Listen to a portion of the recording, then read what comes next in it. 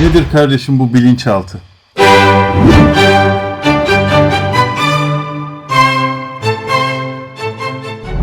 Bilinçaltı terapi nasıl yapılıyor, yani nasıl oluyor? Bilinçaltı nedir? Şimdi beynimiz birçok bölümden oluşuyor. Bu bölümlerden bir tanesi beynimizin ön tarafı. Yani biz buna frontal lob diyoruz. Frontal lob mantıklı düşünmemizi sağlayan kısım. Plan yapmamızı, gelecekle ilgili bir şeyleri düşünmemizi ve bizi insan yapan kısım olmuş oluyor. Biz davranışlarımızı diyoruz ki yani ben şunu yapayım, şunu şuradan şuraya alayım diye düşündüğümüz kısım bu. Bebeklerde frontal lob çok küçüktür. Bu 20 yaşına kadar gelişir. Hatta 40 yaşına kadar da gelişir ama asıl gelişimini basamak basamak gibi düşünebilirsin. Önce 12 yaşına kadar bir noktaya geliyor. 12 yaşından sonra insanlar biraz daha mantıklı düşünebilir. Niye? Çünkü frontal lobu gelişmiş olur. 12'den 18'e kadar, 20'ye kadar bir derece daha gelişiyor. 20'den sonra frontal lobun gelişimi artık çok yavaş oluyor. 40'a kadar geliyor. 40'tan sonra artık bir insanın daha akıllı olmasını beklemezsin. Frontal lobu gelişmez. Frontal lob ne işe yarıyordu? Mantıklı düşünmeyi, plan yapmayı sağlayan kısım. Ama frontal lob bizim davranışlarımızın uygulayıcı kısmı değil. O sadece niyet etme kısmı. Asıl bizim davranışlarımızı, fiziksel hareketlerimizi, duygularımızı sağlayan kısım bilinçaltı. Bilinçaltının diğer bir adı da limbik sistem.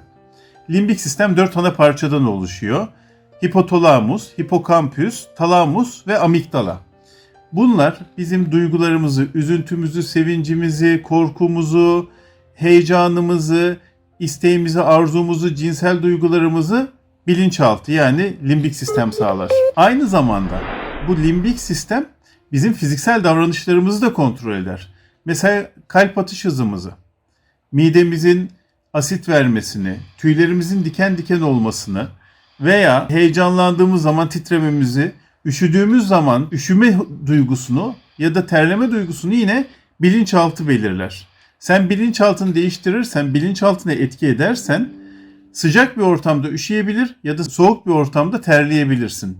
Çünkü bilinçaltı senin vücuduna diyor ki evet bu ortam soğuk, titremen lazım ya da bu ortam sıcak, terlemen lazım. Bilinçaltı neymiş? Bizi hayvanlarla ortak noktamız. Hayvanlar ne yapar? Hayvanlar üzülür, mutlu olur, cinsel istek duyar, hareket eder, korkar, üşür, terler. Hayvansal bölgemiz yani hayvanlarla ortak bölgemiz bizim bilinçaltımız. Bilincimiz neydi? Bizi hayvandan ayıran kısım. Yani hayvan ne yapamaz? Bizim yaptığımız neyi yapmaz hayvan? Mantıklı düşünemez. Ya şuraya işte önümüzdeki sene için stok yapayım, planlayayım demez. Bazı hayvanlar stok yapar ama bunu düşündüğü için yapmaz. Yine içgüdüsel olarak yaparlar. Ama bir plan, şöyle bir proje çizelim, kağıda çizelim, sonra bir ev inşa edelim gibi plan program yapamaz. Bunu yapan kısım bizim beynimizin ön tarafı yani frontal lobumuz olmuş oluyor. Bilinçaltında nasıl, sorunlarla alakalı nasıl bir yol izliyorsunuz? Süper. Şimdi bilinçaltı nasıl oluşuyor? Yani niye kimi insan yılandan korkarken kimi yılan gördüğü zaman o kadar korkmuyor? Niye kimi fare gördüğünde çığlıklar atarken kimi fareyi sevimli bulup da evde yetiştiriyor? Kimi yüksekten korkarken niye korkmuyor? Bilinçaltı neye göre kodlanıyor? Bilinçaltı birincisi annemizin karnından itibaren kodlanmaya başlıyor. Hatta annemizin karnından daha öncesi bizim atalarımızla kodlanmaya başlıyor. Atalarımızdan gelen epigenetik diyoruz biz buna. DNA'larla beraber bu DNA'lar annelerimizden, anamızdan, babamızdan o DNA aktarımıyla korkular, üzüntüler, bazı duygular birincisi bize geliyor.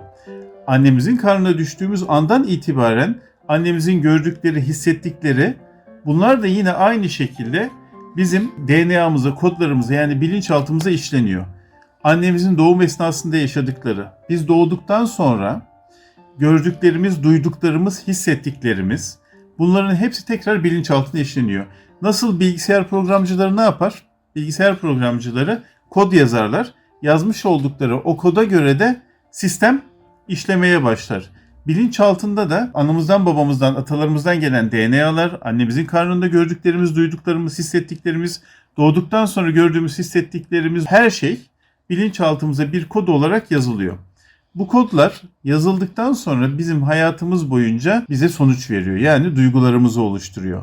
Özgüvenli olmamız, korkak olmamız, yüksekten korkmamız, korkmamamız, cesur olmamız ya da olmamamız ya da panik atak yaşamamız, heyecanlanmamız gibi bir sürü duygu ya da vücudumuzda çıkan bazı sedef gibi rahatsızlıklar, sivilceler, midemizden çıkan problemler, bazen kanser, otizm gibi birçok hastalık geçmişte yaşamış olduğumuz, bilinçaltımıza kodlanmış olan bu kodlar daha sonra bize bazen hastalık olarak çıkıyor, bazen özgüven olarak çıkıyor, bazen rahatlık olarak çıkıyor, bazen de olumsuz duygular olarak çıkıyor.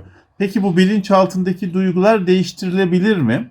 Evet, benim atalarımdan gelen bazı duygular var. Aynı zamanda annem hamileyken yaşadıkları da bana geçti.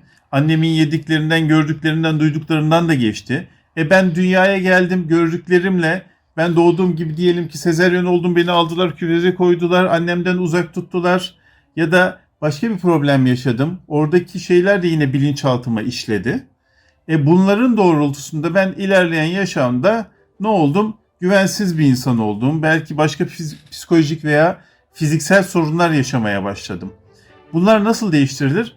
Bunlar tekrar sorunun kaynağı olan bilinçaltına geri dönülerek düzeltilebilir. Bilinçaltına gidip bilinçaltındaki bu duyguları bilinçaltı terapi yöntemleriyle, nedir bunlar? EFT, hipnoz, regresyon, EMDR, sedona ve nefes terapisi gibi bilinçaltı yöntemleriyle bilinçaltındaki bu duygular değiştirilebilir. Bunları anladım. Peki bunların yanında ilaç, makine vesaire bir şey kullanıyor musun?